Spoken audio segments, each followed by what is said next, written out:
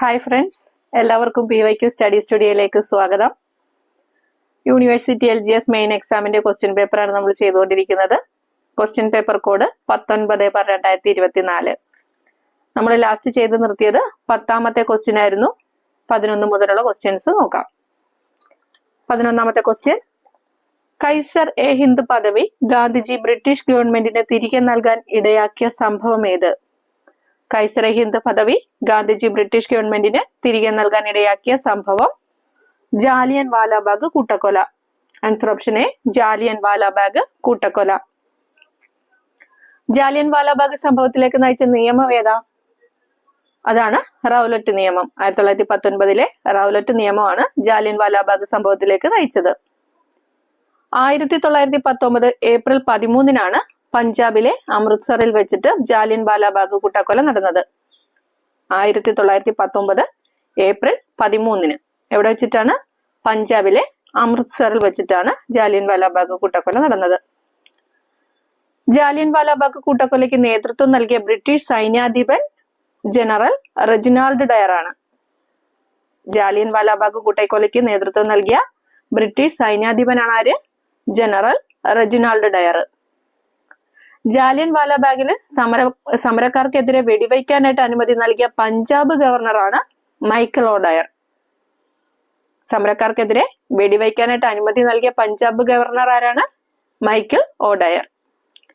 ഈ മൈക്കൽ ഒഡയറിനെ വധിച്ച വിപ്ലവകാരിയാണ് ഉദ്ധം സിംഗ്. മൈക്കൽ ഒഡയറിനെ വധിച്ച വിപ്ലവകാരി ആരാണ്? ഉദ്ധം സിംഗ്. 1940 ജൂലൈ 30 ഉദ്ധം സിംഗിനെ തൂക്കിലേറ്റി. ഉദ്ധം സിംഗിനെ തൂക്കിലേറ്റിയത് എന്നാണ്? 1940 ജൂലൈ 30. ജാലിയൻ വാലാബാഗ് കൂട്ടക്കൊലയിൽ പ്രതിഷേധിച്ചിട്ട് കൈസർ ഇ ഹിന്ദ് പദവി തിരികെ നൽകിയ നേതാക്കൾ ഗാന്ധിജിയും സരോജിനി നായിഡുവും. ആരൊക്കെയാണ് കൈസർ ഇ ഹിന്ദ് പദവി തിരിച്ചു നൽകിയത്? ഗാന്ധിജിയും സരോജിനി നായിഡുവും.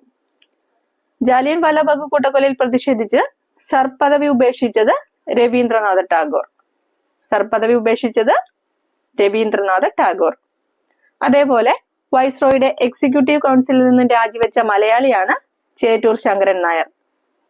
ജാലിയൻ വാലാബാഗ് കൂട്ടക്കൊലയിൽ പ്രതിഷേധിച്ച് വൈസ്രോയുടെ എക്സിക്യൂട്ടീവ് കൗൺസിലിൽ നിന്നും രാജിവെച്ച മലയാളിയാണ് ചേറ്റൂർ ശങ്കരൻ നായർ. ജാലിയൻ വാലാബാഗ് കൂട്ടക്കൊലയെ കുറിച്ച് അന്വേഷിക്കാനായിട്ട് നിയോഗിക്കപ്പെട്ട കമ്മീഷൻ ഏതാ? Hunter commission. ജാലിയൻ വാലാബാഗ് കൂട്ടക്കൊലയെ കുറിച്ച് അന്വേഷിക്കാൻ നിയോഗിക്കപ്പെട്ട കമ്മീഷനാണ് ഹണ്ടർ കമ്മീഷൻ. ഈ ക്രൗളിംഗ് ഓർഡർ എന്തുമായിട്ട് ബന്ധപ്പെട്ടതാണ്?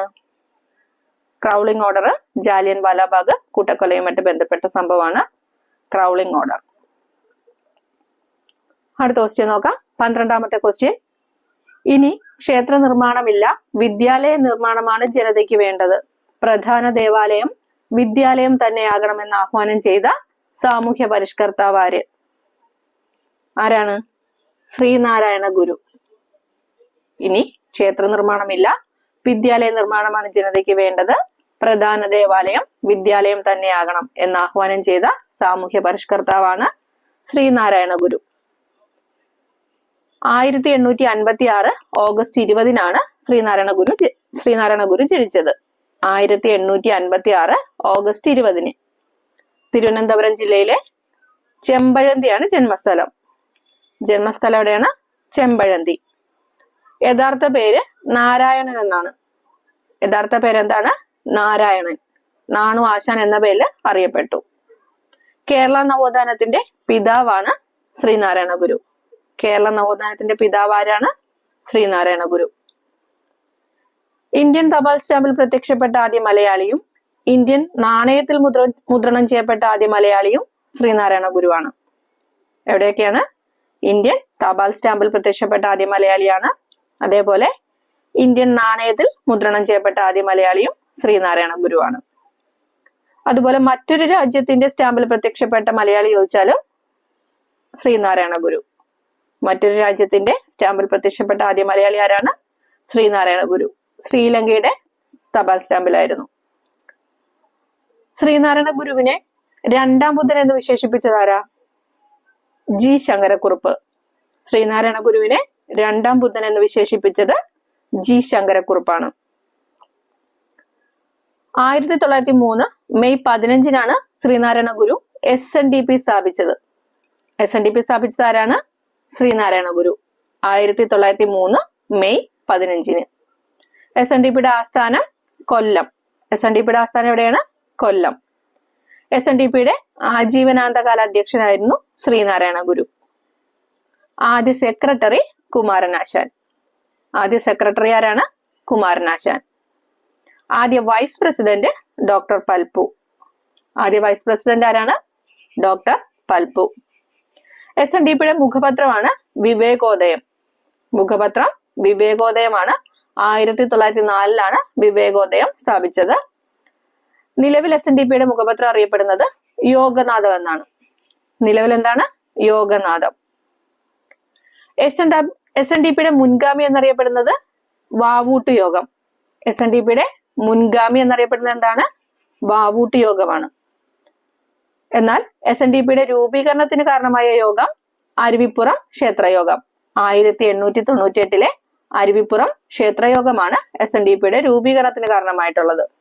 SNDPയുടെ മുൻഗാമി എന്നറിയപ്പെടുന്നത് വാവൂട്ട് യോഗവും. ഓക്കെ, 13ാമത്തെ ക്വസ്റ്റ്യൻ നോക്കാം. ചട്ടമ്പി സ്വാമികളുടെ യഥാർത്ഥ പേരെന്ത്?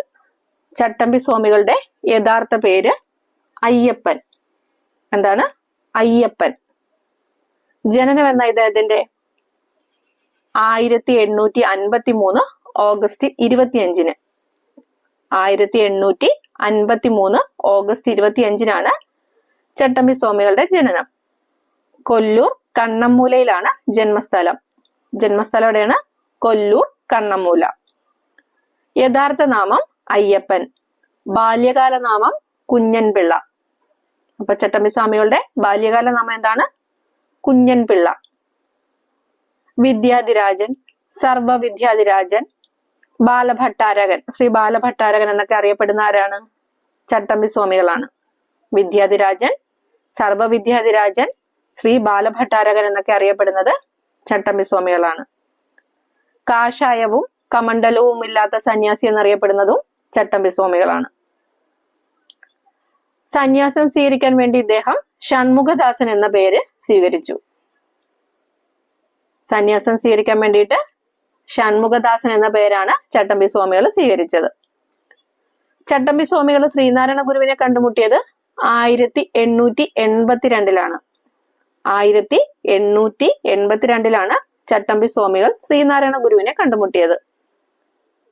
ചട്ടമ്പി സ്വാമികളെ വിവേകാനന്ദൻ സന്ദർശിച്ചത് 1892 ചട്ടമ്പി സ്വാമികളെ വിവേകാനന്ദൻ സന്ദർശിച്ചതെന്നാണ് 1892. 1924 മെയ് 5 കൊല്ലം ജില്ലയിലെ പന്മനയിൽ വെച്ചിട്ടാണ് ഇദ്ദേഹം സമാധിയായത്. വർഷം 1924 മെയ് 5 കൊല്ലം ജില്ലയിലെ പന്മനയിൽ വെച്ചിട്ടാണ് ചട്ടമ്പി സ്വാമികൾ സമാധിയായത്. സമാധി സ്ഥലത്ത് ശിഷ്യർ പണി കഴിപ്പിച്ചതാണ് ബാലഭട്ടാരക ക്ഷേത്രം. ഇദ്ദേഹത്തിന്റെ സമാധി സ്ഥലത്ത് ശിഷ്യര് പണി കഴിപ്പിച്ചാണ് എന്ത്? ബാലഭട്ടാരക ക്ഷേത്രം. ചട്ടമ്പി സ്വാമികൾ ജീവിതവും കൃതികളും എന്ന പുസ്തകം എഴുതിയത് ആരാണ്? ചട്ടമ്പി സ്വാമികൾ ജീവിതവും കൃതികളും എന്ന പുസ്തകം എഴുതിയത് കെ മഹേശ്വരൻ നായർ. ആരാണ്?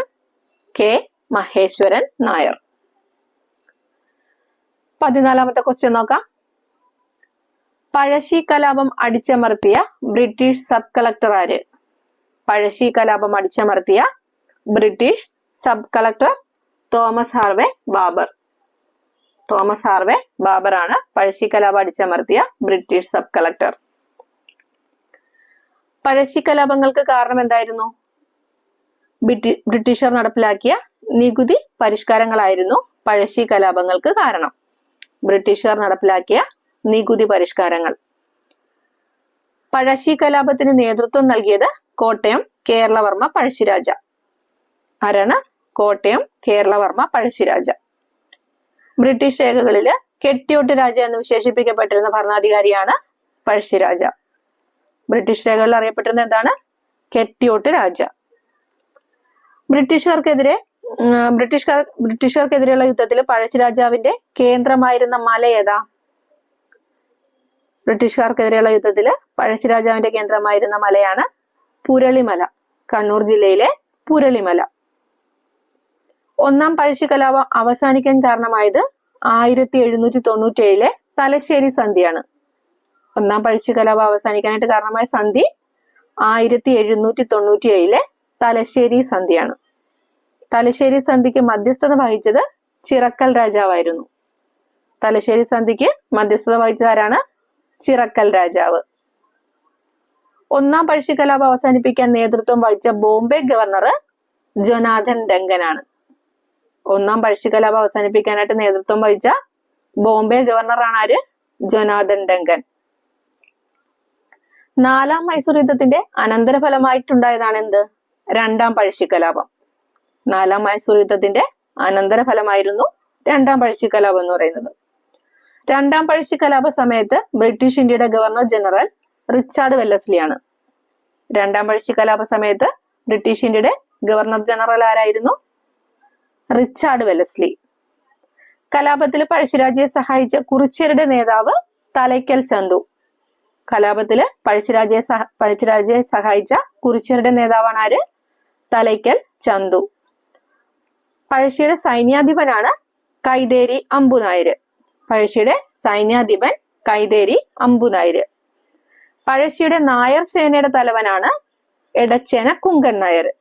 അപ്പോ കലാപത്തിൽ പഴശ്ശിരാജയെ സഹായിച്ച കുറിച്യരുടെ നേതാവ് തലയ്ക്കൽ ചന്തു, പഴശ്ശിയുടെ സൈന്യാധിപൻ കൈതേരി അമ്പുനായര്, പഴശ്ശിയുടെ നായർ സേനയുടെ തലവൻ എടച്ചേന കുങ്കൻ നായര്.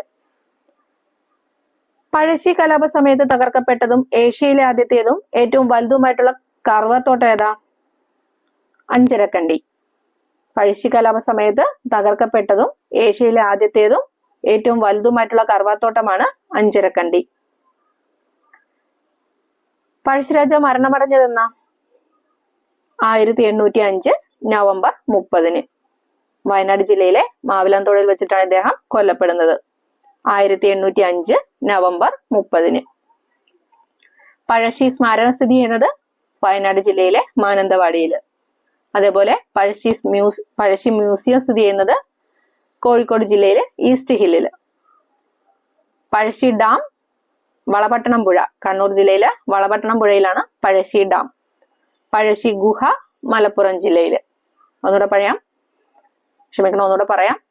പഴശ്ശി സ്മാരകം വയനാട് ജില്ലയിലെ മാനന്തവാടിയിലും, പഴശ്ശി മ്യൂസിയം കോഴിക്കോട് ജില്ലയിലെ ഈസ്റ്റ് ഹില്ലിലും, പഴശ്ശി ഡാം വളപട്ടണം പുഴ കണ്ണൂർ ജില്ലയിലെ വളപട്ടണം പുഴയിലും, പഴശ്ശി ഗുഹ മലപ്പുറം ജില്ലയിലുമാണ് സ്ഥിതി ചെയ്യുന്നത്.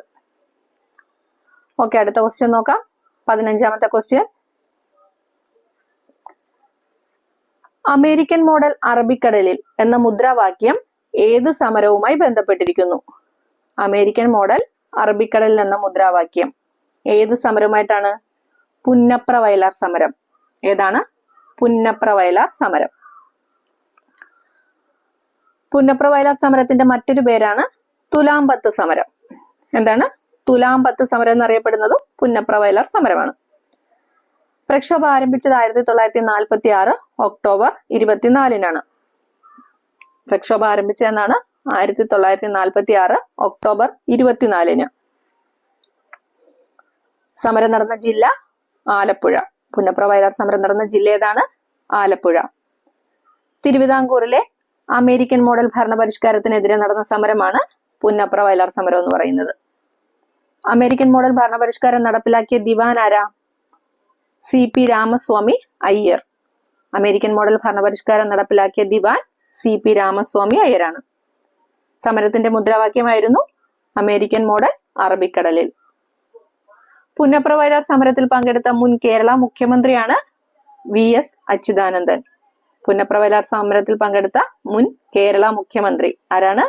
VS അച്യുതാനന്ദൻ. വയലാർ സ്റ്റാലിൻ എന്നറിയപ്പെടുന്ന നേതാവ് CK കുമാരപ്പണിക്കർ. വയലാർ സ്റ്റാലിൻ എന്നറിയപ്പെടുന്ന നേതാവ് ആരാണ്? CK കുമാരപ്പണിക്കർ. പുന്നപ്ര വയലാർ സമരത്തെ സ്വാതന്ത്ര്യ സമരത്തിന്റെ ഭാഗമായിട്ട് കേന്ദ്ര ഗവൺമെന്റ് അംഗീകരിച്ചതെന്നാ? 1998. പുന്നപ്ര വയലാർ സമരത്തെ സ്വാതന്ത്ര്യ സമരത്തിന്റെ ഭാഗമായിട്ട് കേന്ദ്ര ഗവൺമെന്റ് അംഗീകരിച്ചത് 1998. സമരത്തിലെ മറ്റ് പ്രധാന നേതാക്കളായിരുന്നു കെ ശങ്കരനാരായണൻ തമ്പി, ടി.വി. തോമസ്, പത്രോസ്, സുഗതൻ മുതലായവര്. ആരൊക്കെയാണ്? K Sankaranarayanan Thampi, T V. തോമസ്, പത്രോസ്, സുഗതൻ. പുനഃപ്രവേലാർ സമരം പശ്ചാത്തലമായിട്ടുള്ള കുറച്ച് കൃതികളും കർത്താക്കളെയും നോക്കിയാലോ. തകഴി ശിവശങ്കരപ്പിള്ളയുടെ തലയോട്, പി കേശവദേവിന്റെ ഉലക്ക, പി ഭാസ്കരന്റെ വയലാർ ഗർജിക്കുന്നു, കെ വി മോഹൻകുമാറിന്റെ ഉഷ്ണരാശി കരപ്പുറത്തിന്റെ ഇതിഹാസം. ഇതെല്ലാം പുന്നപ്രവയലാർ സമരത്തെ പശ്ചാത്തലമാക്കിയുള്ള കൃതികളാണ്. ഏതൊക്കെയാണ്? പി കേശവദേവിന്റെ ഉലക്ക, തകഴി ശിവശങ്കരപ്പിള്ളയുടെ തലയോട്, പി ഭാസ്കരൻ രചിച്ച വയലാർ ഗർജിക്കുന്നു, കെ വി മോഹൻകുമാർ രചിച്ച ഉഷ്ണരാശി കരപ്പുറത്തിന്റെ ഇതിഹാസം. Okay, 16ാമത്തെ question. കേരള ഹൈക്കോടതി ചീഫ് ജസ്റ്റിസ് ആര്? കേരള ഹൈക്കോടതിയുടെ നിലവിലെ ചീഫ് ജസ്റ്റിസ് ആണ് ആശിഷ് ജിതേന്ദ്ര ദേശായി. ആശിഷ് ജിതേന്ദ്ര ദേശായി. കേരള ഹൈക്കോടതി സ്ഥാപിതമായത് എന്നാ? 1956 നവംബർ 1. കേരള ഹൈക്കോടതി സ്ഥാപിതമായത് 1956 നവംബർ 1. ആസ്ഥാനം എറണാകുളമാണ്. കേരള ഹൈക്കോടതിയുടെ കവാടത്തിൽ ആലേഖനം ചെയ്തിരിക്കുന്ന ആപ്തവാക്യമാണ് സത്യമേവ ജയതേ. കേരള ഹൈക്കോടതിയുടെ കവാടത്തിൽ ആലേഖനം ചെയ്തിരിക്കുന്ന ആപ്തവാക്യമാണിത്, സത്യമേവ ജയതേ. കേരള ഹൈക്കോടതിയുടെ ആദ്യത്തെ ചീഫ് ജസ്റ്റിസ് ആരായിരുന്നു? K T Koshy. Justice K T കോശിയാണ് കേരള ഹൈക്കോടതിയുടെ ആദ്യത്തെ ചീഫ് ജസ്റ്റിസ്. കേരള ഹൈക്കോടതിയുടെ ആദ്യ വനിതാ ചീഫ് ജസ്റ്റിസ് സുജാത മനോഹർ. കേരള ഹൈക്കോടതിയുടെ ആദ്യ വനിതാ ചീഫ് ജസ്റ്റിസ് ആരാണ്? സുജാത മനോഹർ. കേരള ഹൈക്കോടതിയുടെ ആദ്യത്തെ മലയാളിയായ വനിതാ ചീഫ് ജസ്റ്റിസ് കെ കെ ഉഷയാണ്. ആദ്യ വനിതാ ചീഫ് ജസ്റ്റിസ് സുജാത മനോഹറും മലയാളിയായ ആദ്യ വനിതാ chief justice K K Usha. Kerala ഹൈക്കോടതിയുടെ ആദ്യ വനിതാ രജിസ്ട്രാർ ജനറൽ ആണ് സോഫി തോമസ്. കേരള ഹൈക്കോടതിയുടെ ആദ്യ വനിതാ രജിസ്ട്രാർ ജനറൽ ആരാണ്? സോഫി തോമസ്. നിലവിലെ ചീഫ് ജസ്റ്റിസ് 38ാമത്തെ ചീഫ് ജസ്റ്റിസ് ആണ് ആശിഷ് ജിതേന്ദ്ര ദേശായി. ന്യൂവാൽസിന്റെ ചാൻസലർ ആരാണ്? ന്യൂവാൽസിന്റെ ചാൻസലർ കേരള ഹൈക്കോടതി ചീഫ് ജസ്റ്റിസ് ആണ്. ന്യൂവാൽസിന്റെ ചാൻസലർ ആരാണ്? കേരള ഹൈക്കോടതി ചീഫ് ജസ്റ്റിസ്. ന്യൂവാൽസിന്റെ full form national university of advanced legal studies. National university of advanced legal studies ആണ് ന്യൂവാൽസ്. ചാൻസലർ ഹൈക്കോടതി ചീഫ് ജസ്റ്റിസ്. ഓക്കെ, 17ാമത്തെ ക്വസ്റ്റ്യൻ നോക്കാം. കേരളത്തിലെ ആദ്യത്തെ സമ്പൂർണ്ണ ഡിജിറ്റൽ ജില്ല ഏത്? കേരളത്തിലെ ആദ്യത്തെ സമ്പൂർണ്ണ ഡിജിറ്റൽ ജില്ല തൃശൂർ. ഏതാണ്? തൃശൂർ. കേരളത്തിലെ ആദ്യത്തെ സമ്പൂർണ്ണ ഡിജിറ്റൽ ജില്ല തൃശൂർ. കേരളത്തിലെ രണ്ടാമത്തെ സമ്പൂർണ്ണ ഡിജിറ്റൽ ജില്ലയാണ് കോട്ടയം. കേരളത്തിലെ രണ്ടാമത്തെ സമ്പൂർണ്ണ ഡിജിറ്റൽ ജില്ല ഏതാണ്? കോട്ടയം. ഇന്ത്യയിലെ ആദ്യ സമ്പൂർണ്ണ ഡിജിറ്റൽ പഞ്ചായത്ത് പുല്ലമ്പാറ. ഇന്ത്യയിലെ ആദ്യ സമ്പൂർണ്ണ ഡിജിറ്റൽ പഞ്ചായത്ത് ഏതാണ്? പുല്ലമ്പാറ. ഇന്ത്യയിലെ ആദ്യ ഡിജിറ്റൽ സംസ്ഥാനം കേരളമാണ്. ഇന്ത്യയിലെ ആദ്യ ഡിജിറ്റൽ സംസ്ഥാനം കേരളമാണ്. ഇന്ത്യയിലെ ആദ്യ ഡിജിറ്റൽ ജില്ല നാഗ്പൂര്. ആദ്യ ഡിജിറ്റൽ വില്ലേജ് അഗോദര.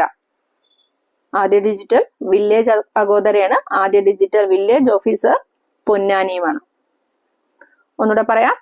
ഇന്ത്യയിലെ ആദ്യ ഡിജിറ്റൽ സംസ്ഥാനം കേരളം. ഇന്ത്യയിലെ ആദ്യ ഡിജിറ്റൽ ജില്ല നാഗ്പൂർ. ഇന്ത്യയിലെ ആദ്യ ഡിജിറ്റൽ വില്ലേജ് അഥവാ ഇന്ത്യയിലെ ആദ്യ ഡിജിറ്റൽ ഗ്രാമം അഗോദര. ഇന്ത്യയിലെ ആദ്യ ഡിജിറ്റൽ വില്ലേജ് ഓഫീസ് പൊന്നാനി. ഇനി ഇന്ത്യയിലെ ആദ്യ സമ്പൂർണ്ണ ഡിജിറ്റൽ പഞ്ചായത്ത് പുല്ലമ്പാറ. കേരളത്തിലെ ആദ്യത്തെ സമ്പൂർണ്ണ ഡിജിറ്റൽ ജില്ല തൃശൂർ. കേരളത്തിലെ രണ്ടാമത്തെ സമ്പൂർണ്ണ ഡിജിറ്റൽ ജില്ല കോട്ടയം. 18ാമത്തെ ക്വസ്റ്റ്യൻ നോക്കാം. Transfer of power in India എന്ന ഗ്രന്ഥത്തിന്റെ കർത്താവ് ആര്? Transfer of power in India എന്ന ഗ്രന്ഥത്തിന്റെ കർത്താവ് ആരാണ്? V P Menon. V P Menon. Palakkad ജില്ലയിലെ ഒറ്റപ്പാലത്താണ് VP മേനോൻ ജനിച്ചത്. എവിടെയാണ്? പാലക്കാട് ജില്ലയിലെ ഒറ്റപ്പാലത്ത്. ഇദ്ദേഹത്തിന്റെ മുഴുവൻ പേര് വാപ്പാല പങ്കുണ്ണി മേനോൻ. VP മേനോന്റെ മുഴുവൻ പേരെന്താണ്? വാപ്പാല പങ്കുണ്ണി മേനോൻ. നാട്ടുരാജ്യങ്ങളെ ഏകീകരിക്കുന്നതിനായിട്ട് രൂപം കൊണ്ട ഡിപ്പാർട്ട്മെന്റ് ഓഫ് സ്റ്റേറ്റ്സിന്റെ തലവനായിരുന്ന മലയാളിയാണ് VP മേനോൻ. നാട്ടുരാജ്യങ്ങളുടെ സംയോജനത്തിൽ നെഹ്റുവിനും പട്ടേലിനുമൊപ്പം പ്രധാന പങ്കുവച്ച മലയാളിയാണ് ഇദ്ദേഹം. അപ്പോ നാട്ടുരാജ്യങ്ങളെ ഏകീകരിക്കുന്നതിനായിട്ട് രൂപം കൊണ്ട ഡിപ്പാർട്ട്മെന്റ് ഓഫ് സ്റ്റേറ്റ്സിന്റെ തലവനായിട്ടുള്ള മലയാളി ആരാണ്? VP മേനോൻ. VP മേനോൻ ഒഡീഷയുടെ ഗവർണറായിട്ടുള്ള വർഷം ഏതാ? VP മേനോൻ ഒഡീഷയുടെ ഗവർണറായ വർഷം 1951. SCRTയിൽ ഇത് 1952 എന്നാണുള്ളത്. VP മേനോൻ ഒഡീഷയുടെ ഗവർണറായത് 1951. SCRTയിൽ 52. ഇദ്ദേഹം എഴുതിയ പുസ്തകങ്ങളാണ് the transfer of power in ഇന്ത്യയും the story of the integration of Indian സ്റ്റേറ്റ്സും. ഏതൊക്കെയാണ് രണ്ട് പുസ്തകങ്ങൾ? The transfer of power in India, the story of the integration of Indian states. 19ാമത്തെ ക്വസ്റ്റ്യൻ നോക്കാം. താഴെ പറയുന്നവയിൽ ഫ്രാൻസിന്റെ അധിനിവേശ പ്രദേശം ഏത്? താഴെ പറയുന്നവയിൽ ഫ്രാൻസിന്റെ അധിനിവേശ പ്രദേശം പോണ്ടിച്ചേരി. ഏതാണ്? പോണ്ടിച്ചേരി. ഇന്ത്യയിലെ ഫ്രഞ്ചുകാരുടെ പ്രധാന വ്യാപാര കേന്ദ്രങ്ങളായിരുന്നു ഏതൊക്കെ? മാഹി, യാനം, പോണ്ടിച്ചേരി, ചന്ദ്രനഗർ, കാരയ്ക്കൽ. ഏതൊക്കെയാണ്? മാഹി, യാനം, പോണ്ടിച്ചേരി, ചന്ദ്രനഗർ, കാരയ്ക്കൽ. ഇന്ത്യയിലെ ഫ്രഞ്ചുകാരുടെ ആസ്ഥാനമായിരുന്നു പോണ്ടിച്ചേരി എന്ന് പറയുന്നത്. ഇന്ത്യയിലെ ഫ്രഞ്ചുകാരുടെ ആസ്ഥാനം പോണ്ടിച്ചേരി. ഫ്രഞ്ച് അധീനതയിലായിരുന്ന കേരളത്തിലെ പ്രദേശമാണ് മാഹി. ഫ്രഞ്ച് അധീനതയിലായിരുന്ന കേരളത്തിലെ പ്രദേശം മാഹി. ഫ്രഞ്ച് അധിനിവേശം ഇന്ത്യയിൽ അവസാനിക്കാൻ കാരണമായിട്ടുള്ള യുദ്ധം വാണ്ടിവാഷ് യുദ്ധം. ഫ്രഞ്ച് അധിനിവേശം ഇന്ത്യയിൽ അവസാനിക്കാൻ കാരണമായ യുദ്ധം ഏതാണ്? വാണ്ടിവാഷ് യുദ്ധം. 1760 വാണ്ടിവാഷ് യുദ്ധം. ഫ്രഞ്ച് ഈസ്റ്റ് ഇന്ത്യ കമ്പനി സ്ഥാപിതമായത് എന്നാ? 1664. ഫ്രഞ്ച് ഈസ്റ്റ് ഇന്ത്യ കമ്പനി സ്ഥാപിതമായത് 1664. ഫ്രഞ്ചുകാർ ഇന്ത്യ വിട്ടുപോയത് 1954. ഫ്രഞ്ചുകാർ ഇന്ത്യ വിട്ടുപോയത് എന്നാണ്? 1954. 20ാമത്തെ ക്വസ്റ്റ്യൻ നോക്കാം. സംസ്ഥാന പുനഃസംഘടനാ കമ്മീഷനിലെ മലയാളിയായ അംഗമാര്? സംസ്ഥാന പുനഃസംഘടനാ കമ്മീഷനിലെ മലയാളിയായ അംഗം ആര്? ആരാണ്? KM പണിക്കർ. ആരാണ്? KM പണിക്കർ. ഭാഷയുടെ അടിസ്ഥാനത്തിൽ സംസ്ഥാനങ്ങളെ പുനഃസംഘടിപ്പിക്കുന്നതിനായിട്ട് രൂപീകരിച്ച കമ്മീഷനാണ് ഏത്? സംസ്ഥാന പുനഃസംഘടനാ കമ്മീഷൻ എന്ന് പറയുന്നത്. ഭാഷയുടെ അടിസ്ഥാനത്തിൽ സംസ്ഥാനങ്ങളെ പുനഃസംഘടിപ്പിക്കുന്നതിനായിട്ട് രൂപീകരിച്ച കമ്മീഷനാണ് സംസ്ഥാന പുനഃസംഘടനാ കമ്മീഷൻ. സംസ്ഥാന പുനഃസംഘടനാ കമ്മീഷൻ നിലവിൽ വന്നത് 1953. സംസ്ഥാന പുനഃസംഘടനാ കമ്മീഷൻ നിലവിൽ വന്നതെന്നാണ്? 1953. കമ്മീഷന്റെ അധ്യക്ഷൻ ഫസൽ അലി. അധ്യക്ഷനാരായിരുന്നു? ഫസൽ അലി. മറ്റംഗങ്ങളാണ് HN കുൻസ്രുവും Sardar KM പണിക്കരും. അധ്യക്ഷൻ ഫസൽ അലി, മറ്റംഗങ്ങള് HN കുൻസ്രുവും സർദാർ KM പണിക്കറും.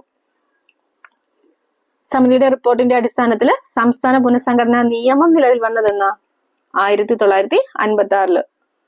സമിതിയുടെ റിപ്പോർട്ടിന്റെ അടിസ്ഥാനത്തിൽ സംസ്ഥാന പുനഃസംഘടനാ നിയമം പാസാക്കിയത് 1956. ഭാഷാടിസ്ഥാനത്തിൽ സംസ്ഥാന പുനഃസംഘടന നടന്നത് 1956 തന്നെ. ഭാഷാടിസ്ഥാനത്തിൽ സംസ്ഥാന പുനഃസംഘടന നടന്ന വർഷം ഏതാണ്? 1956. 1956 നവംബർ 1 14 സംസ്ഥാനങ്ങളും 6 കേന്ദ്രഭരണ പ്രദേശങ്ങളും നിലവിൽ വന്നു. എത്രയാണ്? 14 സംസ്ഥാനങ്ങളും 6 കേന്ദ്രഭരണ പ്രദേശങ്ങളും. അപ്പൊ ഓക്കെ ഫ്രണ്ട്സ്, ബാക്കി ക്വസ്റ്റ്യൻ നമുക്ക് അടുത്ത വീഡിയോയിലൂടെ ചെയ്യാം. അപ്പോ അടുത്ത വീഡിയോയിലൂടെ വീണ്ടും കാണുമ്പോൾ എല്ലാവർക്കും ബൈ.